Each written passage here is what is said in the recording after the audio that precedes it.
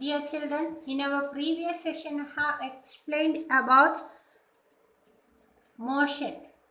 Different types of motion I have explained, and also different terms related with motion such as distance traveled, displacement, velocity, acceleration, etc. we have seen. And from the definition of acceleration, we have got one formula, one equation we got, which is known, which I told, first equation of motion, right? And in that equation of motion, we connect different physical quantities such as velocity, initial velocity, final velocity, acceleration, and time by using the formula, isn't it? All these quantities, physical quantities, we relate by using a formula. Now, let us think about, is there any other method to represent or to connect two data or two physical quantities? Is there any other method? I'll say yes. We can connect, we can find a relation, or we can connect two physical quantities by using a graph. So, in this session, I will be explaining about the graphical representation of motion. Motion and graphical representation that we will discuss today. And what is a graph? So, yes, you might have learned in mathematics a graph. You might have used in maths, right? So, graph is a two-dimensional diagram. What is a graph? It is a two-dimensional diagram. It can be depicted connecting two values. So, it can connect two physical quantities. The two values of physical quantities can be connected by using a graph. A graph will have two axes. Okay, so you can see here, graph can have two. Here you can see two lines here. Okay, we can draw the graph. How to draw the graph, that I will be explained. Before that, let me ask you one thing. Have you seen graphical representation of the performance of cricket team? Have you seen it? In the news, you might have seen. While watching the news, you might have seen the one side of the screen, the runs and overs might have represented graphically. You might have noticed that.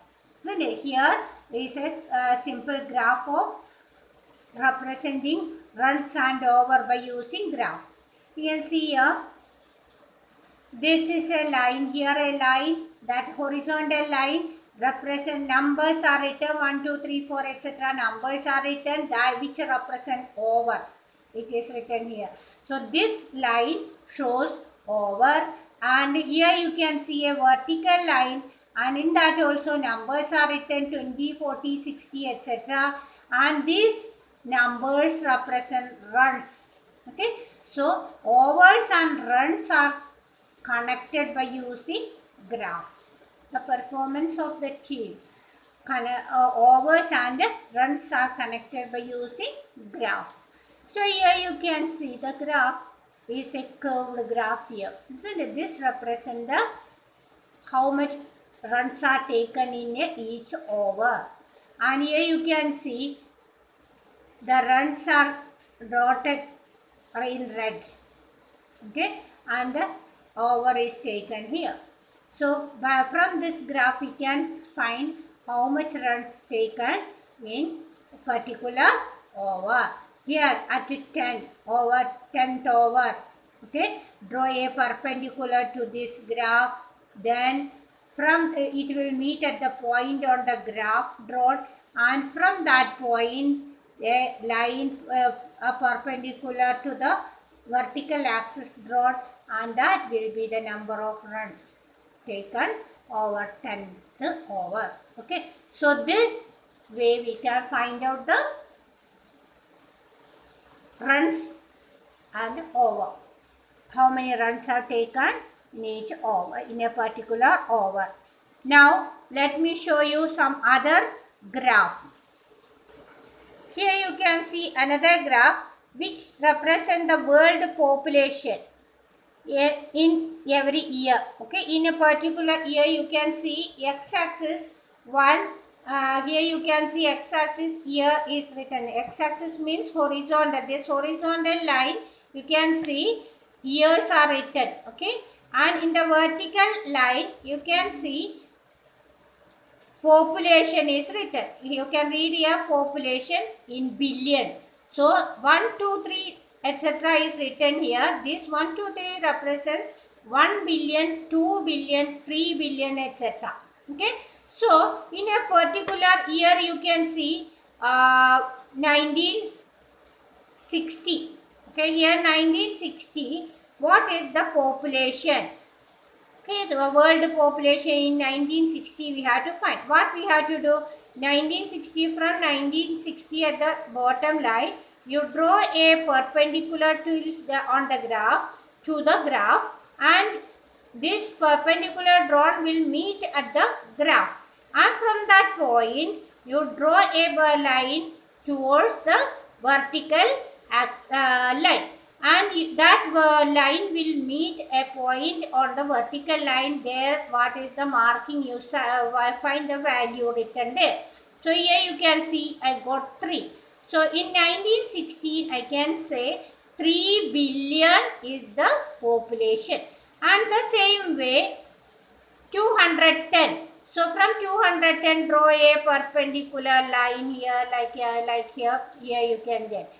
Okay, if I draw a perpendicular line, we move the finger vertically from 2010, it will meet at a point here, and from here you see, from here you draw a perpendicular, it meets at 7 here. So at 210, here 210, 7 billion is the population of the world. So this way, from this graph we can find out at a particular year what is the population, and also we can see the graph here, it is moving right side, it moves right and moves upward direction. So we can say it is increasing. So you can see here it is 3 billion, and at 250 you can see it reach up to 9 billion here, isn't it? So it is increasing from 3 million, 7 million, 9 million, billion, such a way it is increasing. So from the graph we can find out the value for a particular year, and also we can find whether it is increasing, decreasing or uniform, and all we can find out. Okay, so a graph is the simplest method to depict data, and also we can get more about details about the given value. So by using graph we can get more clear values about the data, and we can understand the relation between these data, these physical quantities more clearly, isn't it? So we can use graph in this motion also. How can we use graph? How can we represent graph? That motion in a how can we represent motion graphically? That is what we are going to discuss now. Before that, what is a graph? How it is represented, that we have to learn. So here you can see this graph. You can see a horizontal line and a vertical line drawn here. The horizontal line is called x-axis. Vertical line is called y-axis. These two axes. So here you can see two axes, horizontal axis and a vertical axis. Horizontal axis is known as x-axis and a vertical axis is known as y-axis. horizontal axis and vertical axis meet at a point which is known as origin.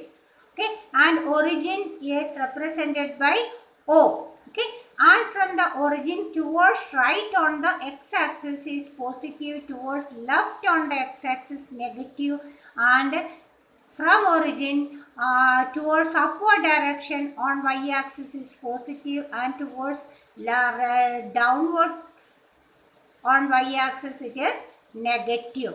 So today I hope you understood about the graph, and tomorrow I'll explain how can we represent motion, two physical quantities related to motion graphically. That is position time graph we will be discussing tomorrow. Till then, bye.